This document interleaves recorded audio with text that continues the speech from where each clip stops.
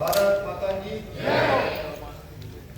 आप लोगों का सुनने का टाइम पूरा हो चुका है क्योंकि आज की डेट में सिटिंग कैपेसिटी मैक्सिमम 2 घंटे होती है और आप लोग यहाँ 2.5-3 घंटे से बैठे हो।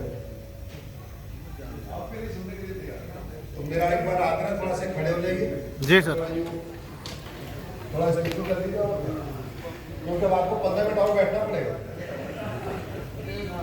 हाँ, जो लोग जानना चाहते हैं अभी चले जाए, बीच में न जाए।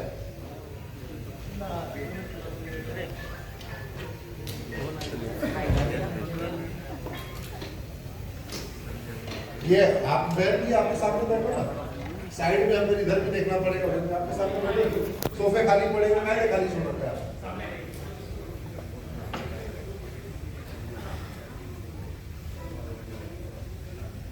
चीफ जस्टिस साहब मेनन साहब भी चले गए, अपनी बात कह के। जस्टिस दिगरा साहब ने अपनी बात कही, माननीय एपी सिंह साहब ने अपनी बात कही, आपने अपनी बात कही। हमारे लिए कुछ बचा नहीं है, तो ऐसे भी कर सकते हैं, नमस्ते करके चले जाएंगे या थोड़ी देर बात करते हैं।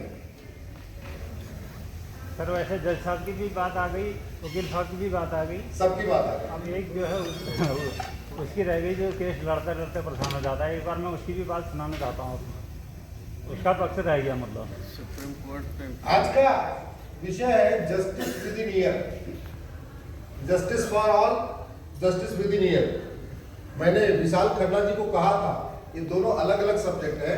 हाँ अलग है। आप एक ही रखना, या तो जस्टिस विद इन ईयर रखना है, जस्टिस फॉर ऑल रखना, तो वक्ताओं का कंसंट्रेशन बना रहेगा।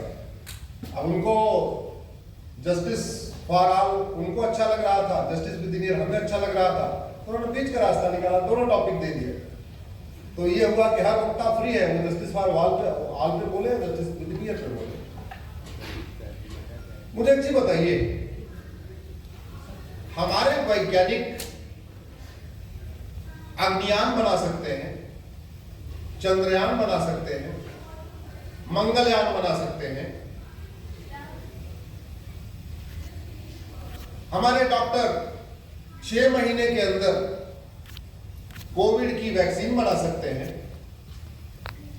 पहाड़ों पे हाईवे बन सकता है, 16 लेन के हाईवे बन सकते हैं, तो कानून नहीं बन सकता है क्या? जोर से बोलिए ना। बन सकता है। और कोई लागत आती है क्या कानून की? नहीं। झूठ बोलना पाप तो है, लेकिन झूठ बोलना अपराध नहीं है। दुनिया के कई देशों में झूठ बोलना पाप हो या ना हो, लेकिन झूठ बोलना गंभीर अपराध है। इस एक कानून ने झूठ बोलना गंभीर अपराध है, वहां की न्यायिक व्यवस्था को फास्ट ट्रैक पे ला दिया।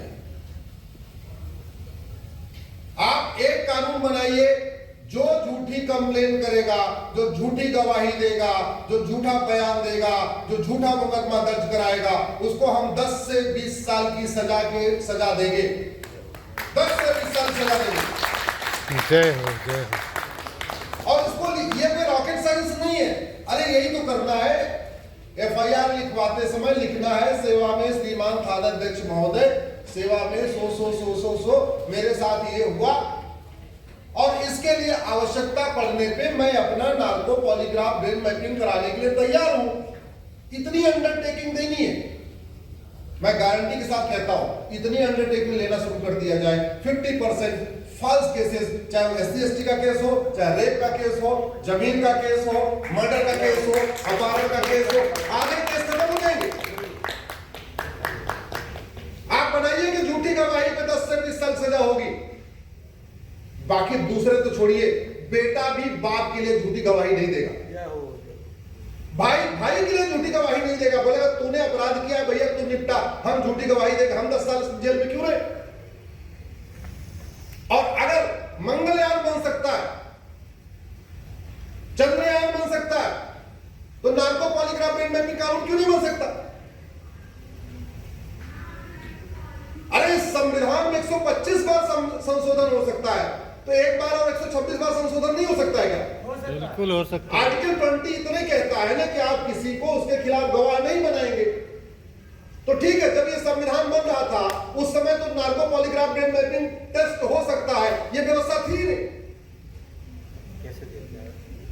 अब कुछ लोग कहेंगे नहीं, नार्को पॉलीग्राफ ब्रेन मैपिंग करने के लिए आपको इंजेक्शन लगाना पड़ेगा। अरे भैया, दिल्ली वाले सुबह से लेकर शाम तक गंदी हवा ले रहे हैं, गंदा पानी पी रहे हैं, मिलावटी फल खा रहे हैं, मिलावटी सब्जी खा रहे हैं, मिलावटी पनीर खा रहे हैं, मिलावटी दूध खा रहे हैं। तो एक बार झूठ पकड़ने के लिए अगर 2 इंजेक्शन और लगाना पड़ गया तो कौन सी आफत टूट जाएगी? ये तो स्वास्थ्य विभाग ने बोला कि हमारी उम्र 10 साल कम हो चुकी है। किस लिए? क्योंकि हम दिल्ली वाले गंदी हवा लेते हैं, गंदा पानी पीते हैं, हमारे फल में मिलावट है, हमारे सब्जी में मिलावट है, हमारे दूध में मिलावट है, हमारी हर चीज में मिलावट है। तो अगर हर चीज में मिलावट हो सकती है, हम जहर ले सकते हैं, तो सच उगलवाने के लिए एक इंजेक्शन लगा के नार्को टेस्ट करने में क्या दिक्कत है? इस मांग के लिए एक इंजेक्शन लगा के पॉलीग्राफ करने में क्या दिक्कत है? एक इंजेक्शन लगा के ब्रेन मैपिंग करने में क्या दिक्कत है? हो सकता है, लेकिन दिक्कत केवल ये हो गई, आम जनता ने इसको ईमानदारी के साथ, गंभीरता के साथ मुद्दा बनाया नहीं।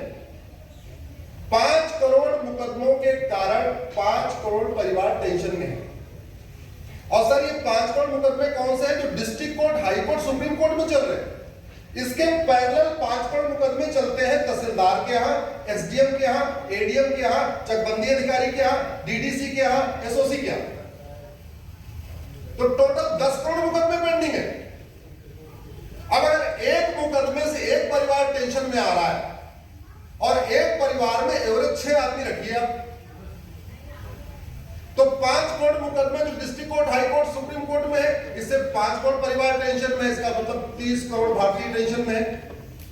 5 करोड़ मुकदमे तहसीलदार के यहाँ, एसडीएम के यहाँ, एडीएम के यहाँ, चकबंदी अधिकारी के यहाँ, डीडीसी के यहाँ, एसओसी के यहाँ पेंडिंग है, मतलब उससे भी 5 करोड़ परिवार टेंशन में है। तो 30 करोड़ लोग district court, high court, supreme court से टेंशन में है और 30 करोड़ भारतीय जो रेवेन्यू वाला मुकदमा उससे टेंशन में, यानी टोटल 60 करोड़ लोग टेंशन में।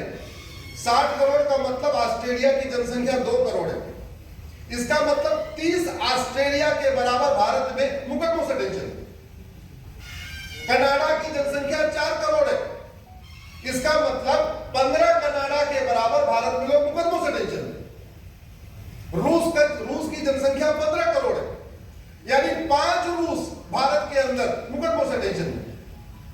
अमेरिका की जनसंख्या 33 करोड़ है। इसका मतलब लगभग 2 अमेरिका भारत के अंदर मुकदमों से टेंशन में। ब्राजील की जनसंख्या 22 करोड़ है। इसका मतलब लगभग 3 ब्राजील भारत में मुकदमों से टेंशन में। समाधान क्यों नहीं हो रहा है? समाधान यहां थोड़ी निकलेगा। समाधान इसलिए नहीं निकल रहा है कि भारत में लोग दल गुलाम है, पार्टियों के गुलाम है, नेताओं के गुलाम है। और इतिहास नहीं देखा उन्होंने। पहले राजाओं की गुलामी करते रहे, अब नेताओं की गुलामी शुरू कर दी। पहले राजाओं की गुलामी करते रहे, अब पार्टियों की गुलामी शुरू कर दी। अच्छा, आम जनता करे तो करे, समझ में आता है।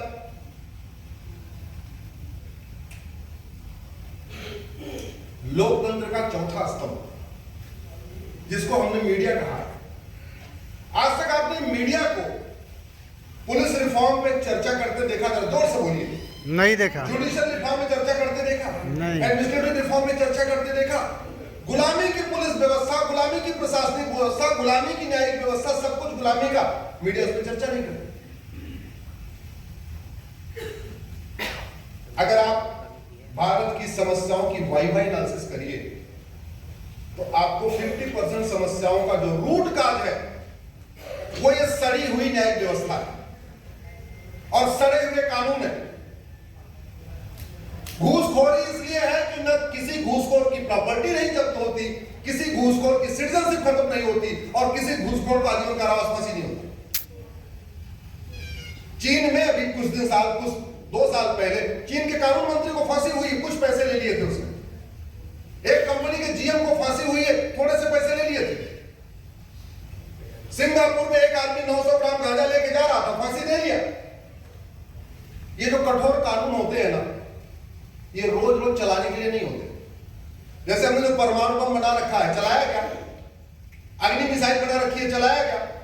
ब्रह्मोस बनाया है, चलाया क्या? राफेल खरीदा है, चलाया क्या? नहीं। ये डराने के लिए होता है। कठोर दंड, कठोर कानून डराने के लिए होता है। हाँ, बीच में कभी कभी चला दिया जाता है। हम लोग मॉर्निंग वॉक करते हैं, छड़ी लेके चलते हैं। क्या रोज छड़ी से कुत्ते को मारते हैं क्या?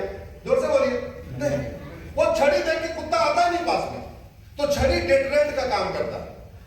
छड़ी रोज चलाने के लिए नहीं है, बस छड़ी लेके रखते हैं, वॉक करते रहते हैं, जिससे कुत्ते अपने आप हमारे पास आए।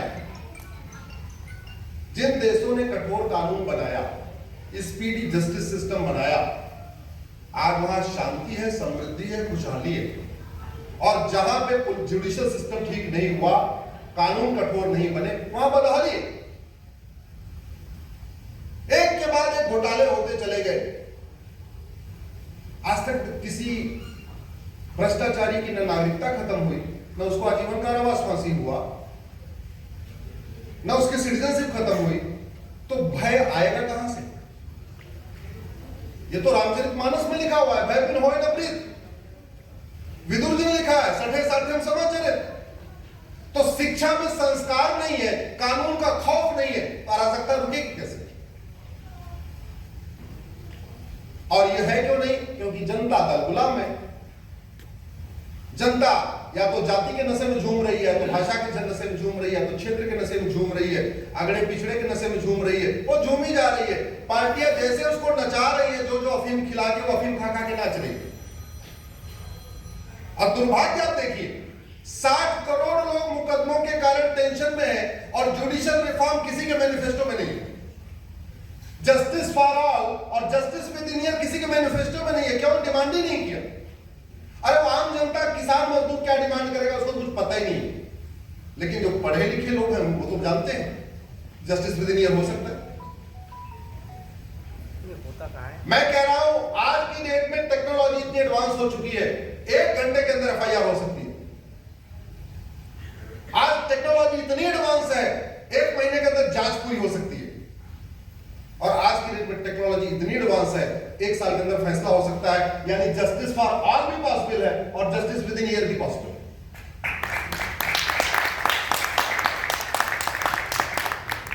सर आप एक कदम आगे तो बढ़ाइए। बीच में बोलिए, इतने तो करना है। एक कानून बना दिया जाए। हमारे पास ये अमेरिका का फेडरल पिनल कोड है। अब मैं अमेरिका और भारत के कानून का अंतर बता रहा हूं। हमने कैसे घटिया कानूनों का मकड़जाल बनाया हुआ है और अमेरिका में कैसा कानून। हमने अपराध रोकने के लिए 50 कानून बनाए हैं। 50।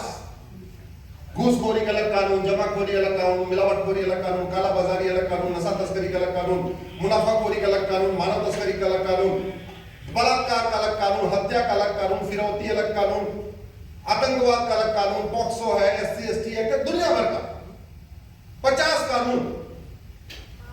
जस्टिस की शुरुआत कहां होती है? थाने से। थाने में एफआईआर कौन लिखता है? हवलदार। हवलदार कितना पढ़ा लिखा है? 10वीं या 12वीं। वो 10वीं और 12वीं पास हवलदार इतना एक्सपर्ट हो जाएगा कि 50 कानूनों की 50 सारी उसकी धारा उसके दिमाग में रहेगी।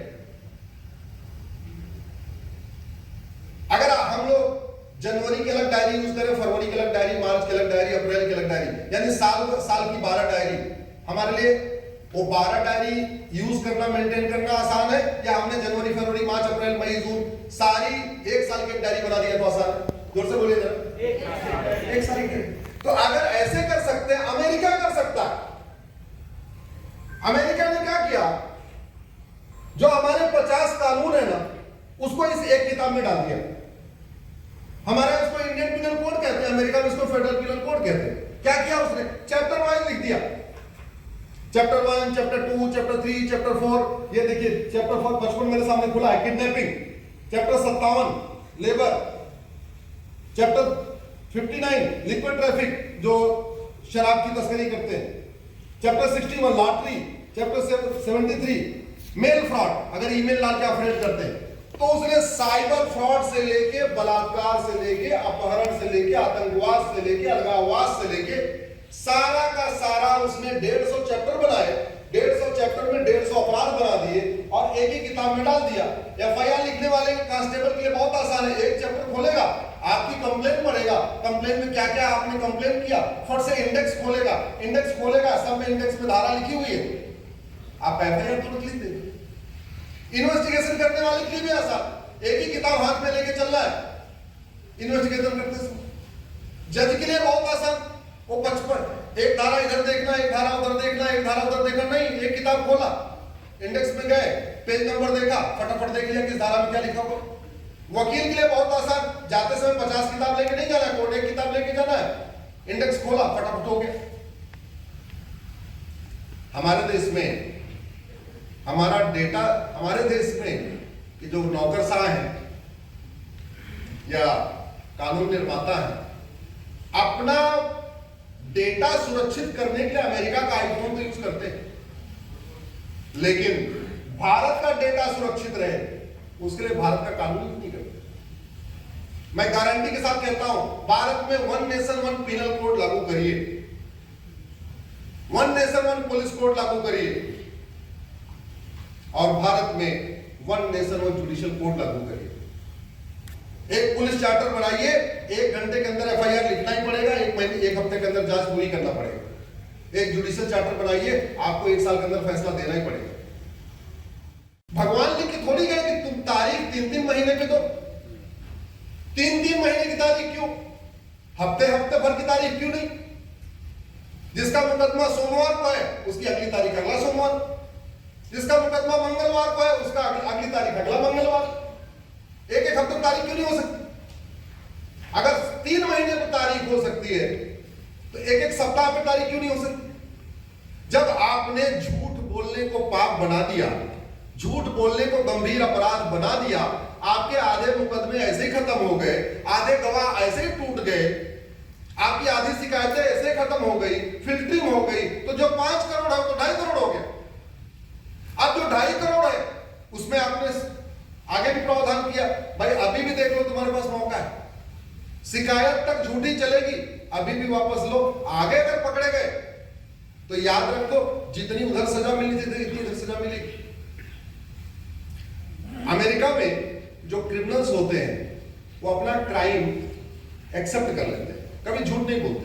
आप लोग गूगल करिएगा, डेविड कोलमैन हेडली जो एक आतंकवादी था, उसने भी एक्सेप्ट कर लिया था उसने क्राइम किया है।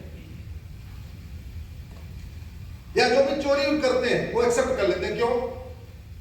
क्योंकि शर्ट चुराने की सजा 5 साल की है और झूठ बोलने की सजा 10 साल की है। अगर शर्ट चुराया एक्सेप्ट कर लेगा तो 5 साल की सजा होगी। शर्ट चुरा के झूठ बोलेगा मैंने शर्ट नहीं चुराया और बाद में प्रूव हो गया शर्ट चुराया, तो कितने साल सजा होगी? 10 साल। 15 साल। 10 साल झूठ बोलने की, 5 साल शर्ट चुराने की। तो क्या करेगा? मजबूर है भैया, हाँ आपने शर्ट चुराया। ये होता है कानून का खौफ, ये होता है कानून का खौफ। दुर्भाग्य है जस्टिस विद इन ईयर पे आज तक भारत की किसी विधानसभा में चर्चा ही नहीं हुई। जस्टिस विद इन ईयर के ऊपर भारत की लोकसभा राज्यसभा में आज तक कभी चर्चा ही नहीं हुई। और सबसे बड़ा दुख तो इस बात का है कि भारत में कम से कम 500 न्यूज चैनल है, जस्टिस विद इन ईयर के ऊपर आज तक किसी न्यूज चैनल में भी चर्चा नहीं हुई। तो न कार्यपालिका चर्चा कर रही, न लोक, न विधायिका कर पा रही, न न्यायपालिका में, और जस्टिस विद इन ईयर में सुप्रीम कोर्ट में भी चर्चा नहीं। मैं आज इस कॉन्स्टिट्यूशन क्लब से चीफ जस्टिस साहब से रिक्वेस्ट करता हूं, आप भारत के सभी डिस्ट्रिक्ट कोर्ट्स को, डिस्ट्रिक्ट बार को, हाई कोर्ट के सभी बार को, बार काउंसिल ऑफ इंडिया को चिट्ठी लिखी।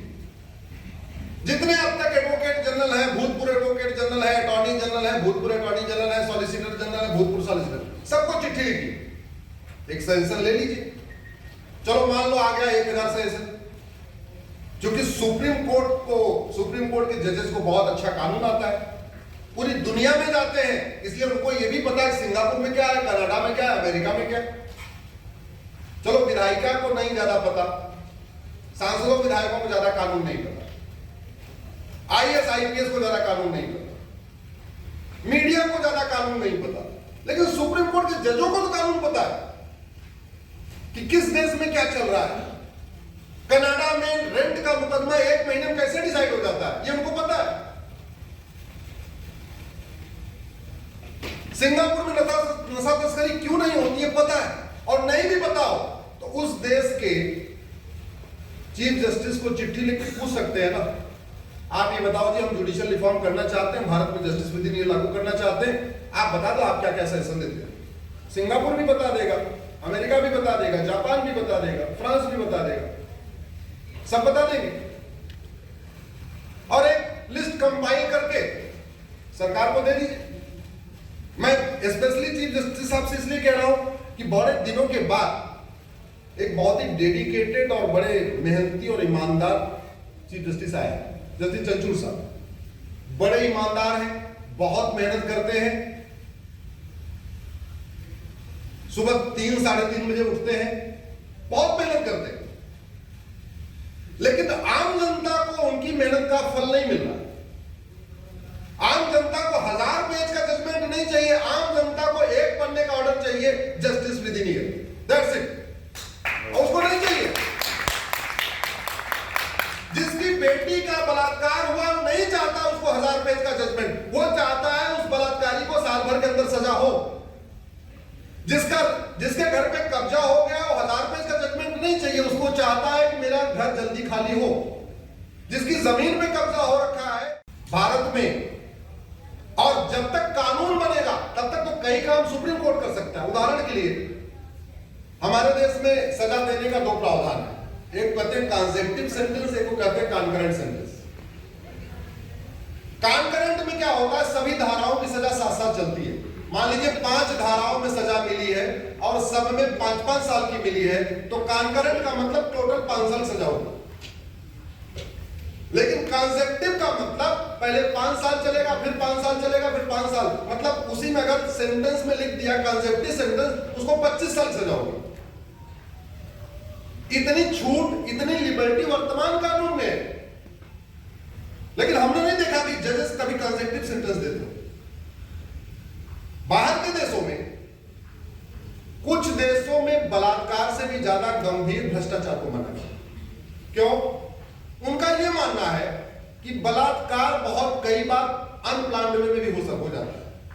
नशा कर लिया, दिमाग खराब हो गया, कोई और बात हो गई, हो गया।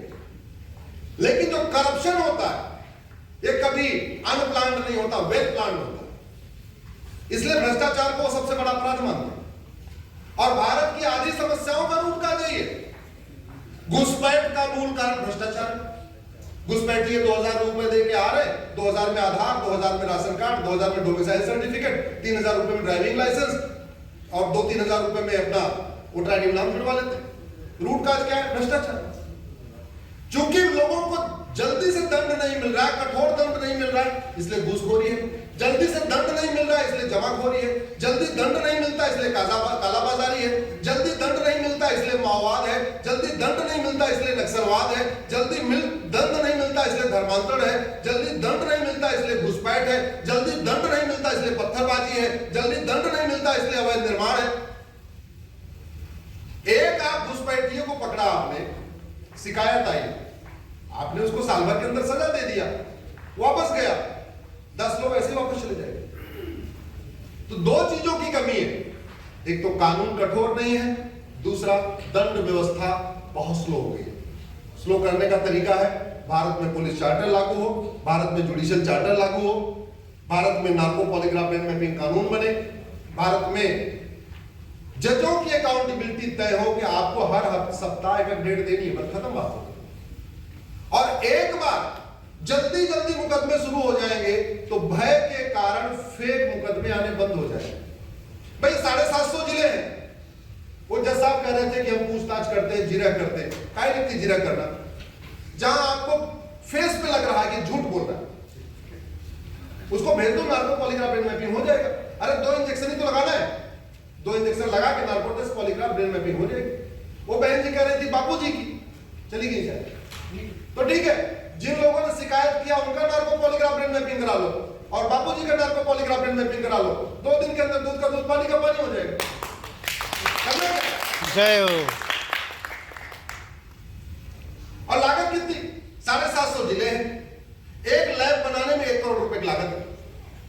यानी 750 जिले में 750 करोड़, चलो और मान लेते 1000 करोड़, और मान लेते चलो 2000 करोड़, अरे और मान लेते कहते 10,000 करोड़।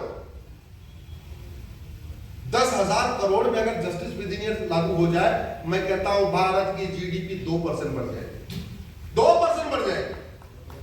जीडीपी इसलिए बढ़ जाएगी, इन्वेस्टर इसलिए आने लागू शुरू हो जाएंगे, उनको पता यार अगर कोई केस हुआ भी तो साल भर के अंदर फैसला हो जाएगा।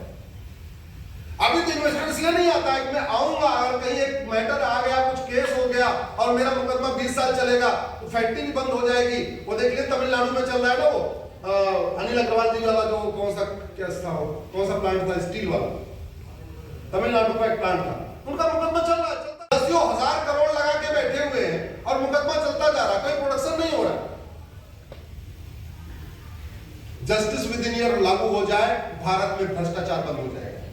जस्टिस विद इन ईयर लागू हो जाए, भारत में घूसखोरी बंद हो जाएगी। जस्टिस विद इन ईयर लागू हो जाए, भारत की जीडीपी कम से कम 2% बढ़ जाएगी। जस्टिस विद इन ईयर लागू हो जाए, मैं गारंटी के साथ कहता हूं घुसपैठी अपने आप आ जाएगी। अभी क्या हो रहा है, घुसपैठिया चलो पकड़ा भी गया, उसके पास 5 डॉक्यूमेंट भी मिल जाते हैं, उसको तो जेल में डाल दिया, लेकिन जिन लोगों ने 2-2 हजार रुपए लेके उसका Aadhaar, ration card, driving licence, voter ID, PAN card, voter ID बनाया, उसको कुछ हुआ ही नहीं। अरे जब उसको, जब तक मददगारों को कुछ नहीं होगा, खौफ कहां से आएगा? तो इसलिए मैं बार बार कहता हूं कि भारत की 50% समस्याओं का समाधान कठोर दंड और जस्टिस विद इन ईयर, जिसका कोई कीमत नहीं है। हो क्यों नहीं रहा है? क्योंकि ज्यादातर इंटेलेक्चुअल्स दल गुलाम हो चुके हैं, आम जनता को इसकी समझ नहीं है। तो मैं तो रिक्वेस्ट करता हूं, जो लोग कम से कम इस वीडियो को देख रहे हैं, आप सामने जो लोग बैठे हुए, और कुछ मत करिए तो कम से कम फेसबुक पे इसको लिखना शुरू करिए, 5-5 हजार फेसबुक फ्रेंड बनाइए, इस बात को कहिए कि भैया हम तो इस बात उसको वोट करेंगे तो जस्टिस विद इन ईयर लागू करेगा।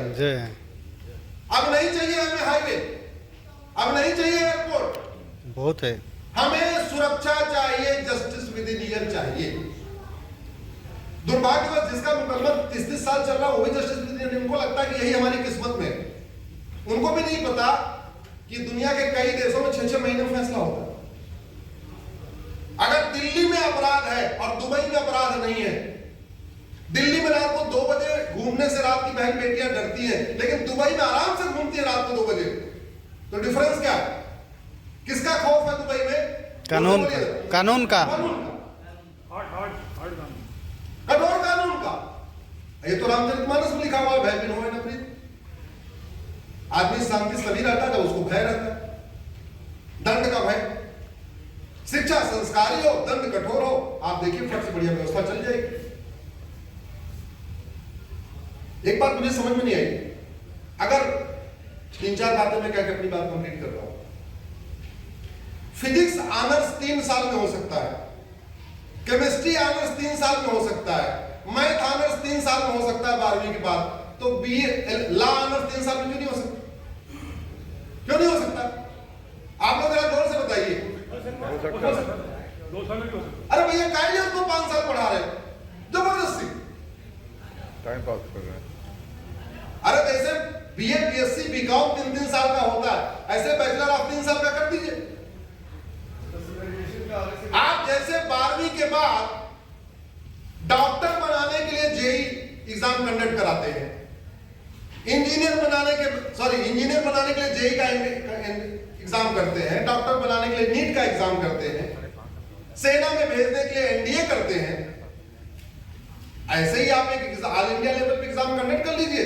12वीं के बाद टॉप की क्रीम जैसे मेडिकल में जा रही है, जैसे टॉप की क्रीम आपके आईआईटी में जा रही है, टॉप की क्रीम छांट दीजिए, उसको 3-4 साल ट्रेनिंग दीजिए, उसको जज बनाइए वहां से, ऑल इंडिया लेवल पे एग्जाम करिए। क्यों? ये इसलिए जरूरी है क्योंकि दिल्ली के जजों की क्वालिटी, दिल्ली के डिस्ट्रिक्ट कोर्ट के जज की क्वालिटी, झारखंड के डिस्ट्रिक्ट कोर्ट की जज की क्वालिटी और उड़ीसा के डिस्ट्रिक्ट कोर्ट के जज की क्वालिटी जमीन आसमान का। जस्टिस विद इन ईयर के लिए सबसे पहले हमें बढ़िया जज चाहिए, बढ़िया। तो अगर हमारे इंजीनियर आईआईटी के निकले हुए पूरी दुनिया में धमाल मचा सकते हैं, पता नहीं कितनी बढ़िया बहुराष्ट्रीय कंपनियों के सीईओ बन सकते हैं, तो वही अभी हो क्या रहा है, टॉप वाला जा रहा है पहले डॉक्टर बनना, टीम जा रही इंजीनियर बन रही है, वो बच्चे खुद है जिसका उधर कुछ नहीं हो रहा, वही इधर आ रहा है। 5 साल का कोर्स क्यों 3 साल का हो सकता है? आप सुप्रीम कोर्ट कई सारे मुकदमों में 5 जजों की बेंच बनाता है, 3 हफ्ते 4 हफ्ते। मैं तो कई बार कह चुका हूं, सुप्रीम कोर्ट को एक सुओ मोटो लेना चाहिए जस्टिस विद इन ईयर। 2 जजों की बेंच, 3 जजों की बेंच, 4 जजों की, जितना आपको लगता है, 5 जजों की बेंच, एक बेंच बना दीजिए। कोई जस्टिस विद इन ईयर का विरोधी मिलेगा क्या? जल्द से बताइए आपको। तो इसका मतलब जब सुप्रीम कोर्ट में सुनवाई होगी जस्टिस विद इन ईयर पे, तो 2 पार्टी तो होगी नहीं। सरकार भी कहेगी जस्टिस विद इन ईयर होना चाहिए और दूसरा पक्ष भी कहेगा होना चाहिए, तो फिर समस्या कहां आई? फिर तो दोनों पक्षों सुप्रीम कोर्ट पूछ सकता है कि बताओ जस्टिस विद इन ईयर के अपने अपने दो। जैसे मुझे लगता है नार्को पॉलीग्राफ ब्रेन मैपिंग कानून बनना चाहिए, मुझे लगता है जुडिशियल चार्टर होना चाहिए, मुझे लगता है कि जजेस के लिए 12वीं के बाद ही 4 साल का कोर्स डिजाइन होना चाहिए, लड़के सीधे बच्चे वहां जाए, वो 4 साल का कोर्स करें, उसके बाद वो जूनियर जज के साथ में लाके काम करें। जैसे एसडीएम वगैरह आते हैं आईएएस के बाद, तो क्या करते हैं, पहले उनको जूनियर अपॉइंट करके तहसील में रखा जाता है, वहां से प्रमोट होते होते हाई कोर्ट भी आएंगे, सुप्रीम कोर्ट भी आएंगे। कायदे कॉलेज जहां क्रीम यहां मिल रही है, फिर उधर की जरूरत क्या है? अगर एक कानून बनाने से, झूठ को गंभीर अपराध बनाने से 50% मुकदमे खत्म हो सकते हैं, तो कानून बनाने में क्या दिक्कत है? अगर ट्रिपल तलाक के लिए कानून बनना चाहिए, सुप्रीम कोर्ट कह सकता है, तो नार्को पॉलीग्राफ ब्रेन मैपिंग होना चाहिए, कहने में कोई दिक्कत है क्या? लेकिन नार्को पॉलीग्राफ ब्रेन मैपिंग में सबसे बड़ी बाधा है, वो सुप्रीम कोर्ट के जजमेंट है 2010 का, Selvi versus state of Karnataka. Selvi versus state of Karnataka में सुप्रीम कोर्ट ने कह दिया कि नहीं नहीं, नार्को पॉलीग्राफ ब्रेन मैपिंग कराना ठीक नहीं है, इसमें तो उसके अंदर इंजेक्शन लगाना पड़ेगा। अरे हर साल बीमारी होती है, इतने इंजेक्शन लगवाते हैं, और फिर सबको इंजेक्शन थोड़ी लगवाना। इस हॉल में बैठे हुए लोगों का नार्को पॉलीग्राफ थोड़ी होना है। नार्को पॉलीग्राफ तो तब होना है जब फेस पे लगेगा कि झूठ बोल रहा है। अब वो कानून इसलिए जरूरी है कि ये बेचारे जो गरीब होते हैं, ये पकड़े जाते हैं, इनको तो पुलिस 3rd डिग्री देती है, सच उगल देते हैं। लेकिन जो बड़े सफेद पोस्ट पकड़े जाते हैं, कानून मंत्री पकड़े जाते हैं, हेल्थ मिनिस्टर पकड़े जाते हैं, वित्त मंत्री पकड़े जाते हैं, स्वास्थ्य मंत्री पकड़े जाते हैं, सांसद पकड़े जाते हैं, विधायक पकड़े जाते हैं, वो सच बोलते नहीं, पुलिस उनको पीटती नहीं, उनके खिलाफ कोई गवाही देता नहीं, तो सबूत के मामले ही हो जाए। इसका हमने देख लिया।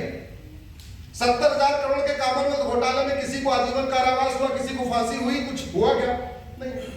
1,76,000 करोड़ के 2G घोटाले में किसी को आजीवन कारावास हुआ, किसी को फांसी हुई, किसी की नागरिकता गई? नहीं। 1,86,000 करोड़ के कोयले में किसी को फांसी हुई, नागरिकता गई, आजीवन में कुछ नहीं हुआ। क्यों? सफेद को सच बोलते नहीं, पुलिस उनको पीटती नहीं, कोई उनके खिलाफ गवाही देता नहीं, सबूत के मामले। तो ये जो खेल चल रहा है, इसको तो अब समय आ गया है, यहां बैठे आप जैसे बुद्धिजीवियों को ही इस पे बोलना पड़ेगा, और बोलने के लिए रोज रोज कॉन्स्टिट्यूशन क्लब तो नहीं आ सकते। तो मैं आप लोगों से निवेदन करता हूं, फेसबुक पे 5,000 फेसबुक फ्रेंड बनाइए, जस्टिस विद इन ईयर की डिमांड करिए।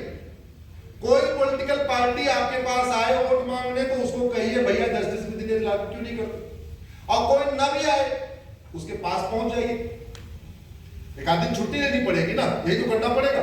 बर्थडे मनाने के लिए छुट्टी ले सकते हैं, शादी की सालगिरह के लिए छुट्टी कर सकते हैं, घूमने टहलने के लिए छुट्टी कर सकते हैं। तो जहां जस्टिस विद इन ईयर इतना बड़ा ट्रांसफॉर्म हो जाएगा, उसके एक दिन छुट्टी करके चले गए भी अपने काम को, यार हम आपको इतने दिन से करते हैं, थोड़ी इसमें चर्चा तो करो। जस्टिस विद इन ईयर देश की जरूरत है, और जस्टिस विद इन ईयर लागू करने से भारत में रामराज्य है। राम राज्य को मैं 4 वाक्यों में बोलता हूं, आप भी मेरे साथ जोर से बोलिए। धर्म की जय हो, अधर्म का नाश हो, प्राणियों में विश्व का कल्याण हो। यही राम राज्य है। लेकिन इन 4 वाक्य में जो सबसे इंपॉर्टेंट है मेरे हिसाब से, वो है अधर्म का नाश।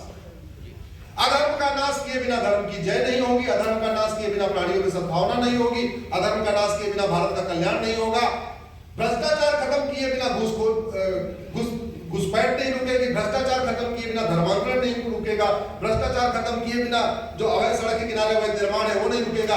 तो जस्टिस विद इन ईयर लागू कर दिया जाए, घूसखोरी भी खत्म होगी, जमाखोरी भी खत्म होगी, मिलावटखोरी भी खत्म होगी, कालाबाजारी भी खत्म होगी, नशा तस्करी भी खत्म होगी, मानव तस्करी भी खत्म होगी, सोना तस्करी भी खत्म होगी, सड़क के किनारे अवैध निर्माण भी रुकेगा, माओवाद भी रुकेगा, घुसपैठ भी रुकेगी, पत्थरबाजी भी रुकेगा, जिहाद भी रुकेगा, मजहब भी रुकेगा, तब जाके राम राज्य स्थापित होगा। तो इसलिए मैं आप सबसे निवेदन करता हूं, जस्टिस विद इन ईयर के लिए आवाज उठाइए। ये बिल्कुल संभव है, ये कोई मैं रॉकेट साइंस की बात नहीं कर रहा हूं। अग्नियान, चंद्रयान, मंगलयान से बहुत आसान है जस्टिस विद इन ईयर लागू करना। क्यों आसान? इसलिए है कि जो दुनिया में अपने मिसाइल बनाते हैं उसकी टेक्नोलॉजी कहीं पब्लिक डोमेन में डालते हैं क्या? अमेरिका की मिसाइल की टेक्नोलॉजी कहीं गूगल पे उपलब्ध है? लेकिन अमेरिका का कानून मेरे हाथ में उपलब्ध है, ये देख लीजिए। तो अगर हमारे वैज्ञानिक विदेशों से अच्छी मिसाइल बना सकते हैं जबकि उनका कोई डेटा पब्लिक डोमेन में नहीं है, तो इसका मतलब अगर हमारे पास दुनिया के कानून की कॉपी हो तो 10 कानून को पढ़ना है और 10 कानून को पढ़ के उसमें छांट के बढ़िया कानून बना देना। और जब भारत का संविधान बनाते समय 10 देशों के संविधान की नकल हो सकती है, 10 देशों के संविधान से कॉपी किया गया भारत का संविधान। तो कानून बनाते समय, जुडिशियल सिस्टम लागू करते समय 10 देशों की हम कॉपी क्यों नहीं कर सकते?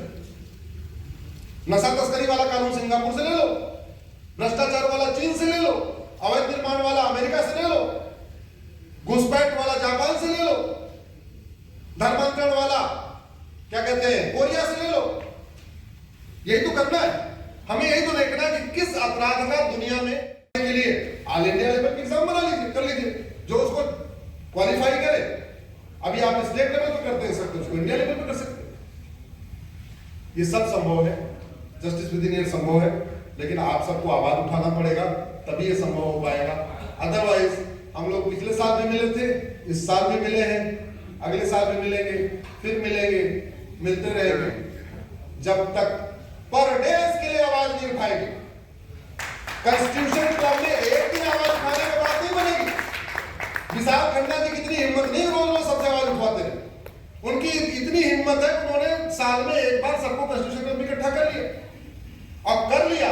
इधर आइए विशाल जी, बहुत बढ़िया काम कर रहे हैं आप, बहुत बहुत धन्यवाद आपको। तो उन्होंने सबको इकट्ठा कर लिया, लेकिन बाकी काम तो आप सबको करना पड़ेगा, हम सबको करना पड़ेगा। इतना ही करना है, फेसबुक पे 5000 फ्रेंड बनाइए, जस्टिस विद इन ईयर लिखना शुरू करिए। पर डे कोई समस्या आए, आप उसके मूल कारण में जाएंगे तो आपको सड़ा हुआ कानून और सड़ी हुई न्यायिक व्यवस्था मिलेगी। समाधान जस्टिस विद इन ईयर, समाधान पुलिस रिफॉर्म, समाधान जुडिशियल रिफॉर्म, समाधान justice for all, justice with in year. ये सब हो सकता है, दुनिया के कई देशों में चल रहा है। हमारे देश में अराजकता इसलिए चल रही है कि हमारे यहां बहुत लंबा डिले होता है। सिंगापुर में अगर 900 ग्राम गांजा मिलने पे फांसी हो सकता है, तो भारत में 900 ग्राम गांजा मिलने पे फांसी क्यों नहीं होना चाहिए? एक व्यक्ति अगर 2 लाख युआन चीन में लेता है कंपनी का जीएम अपने कॉन्ट्रैक्टर से, उसको फांसी हो सकती है, तो भारत में क्यों नहीं होना चाहिए? भाई ये तो सारे देवी देवता तो यहां हुए, भगवान राम यहाँ हुए, भगवान कृष्ण यहाँ हुए, भगवान महावीर यहाँ हुए, गौतम बुद्ध यहाँ हुए, भगवान हनुमान जी यहाँ हुए, शंकराचार्य जी यहाँ हुए, स्वामी दयानंद जी यहाँ हुए, सारे बड़े महर्षि महापुरुष भारत में हुए। और यहाँ मुकदमा 50 साल चल रहा है। सिंगापुर में कोई पैदा नहीं हुआ, जापान में ऐसा कोई पैदा नहीं हुआ, अमेरिका में ऐसा कोई नहीं पैदा हुआ। वहां देखिए सब बढ़िया काम कर रहे हैं, ईमानदारी से काम कर रहे हैं। सब क्यों काम कर रहे हैं? क्योंकि वहां कानून अच्छा है, कानून कठोर है और जस्टिस विद इन ईयर लागू है। रामचरितमानस में लिखा ही है, सब नर करे परस्पर प्रीति, और फिर लिखा हुआ है वैबिन होए। बहुत बहुत धन्यवाद विशाल जी, आपने बुलाया, आप सबको धन्यवाद, आप लोगों ने सुना। आशा करता हूं आने वाले टाइम में सब लोग 5-5 हजार फेसबुक फ्रेंड बनाएंगे और जस्टिस विद इन ईयर लागू करेंगे। इलेक्शन का माहौल चल रहा है, इतना प्रयास करिए कि इस बार पॉलिटिकल पार्टियां जस्टिस विद इन ईयर अपने मैनिफेस्टो में ले लें। एक बार justice with in year manifesto में आ गया, फिर सरकार चुनाव के बाद फिर शुरू करिए, कब लागू होगा, कब लागू होगा, कब लागू होगा। डिमांड होगी सप्लाई होगी, डिमांड नहीं होगी तो कोई सप्लाई नहीं होगी। भारत माता की जय। भारत माता की जय।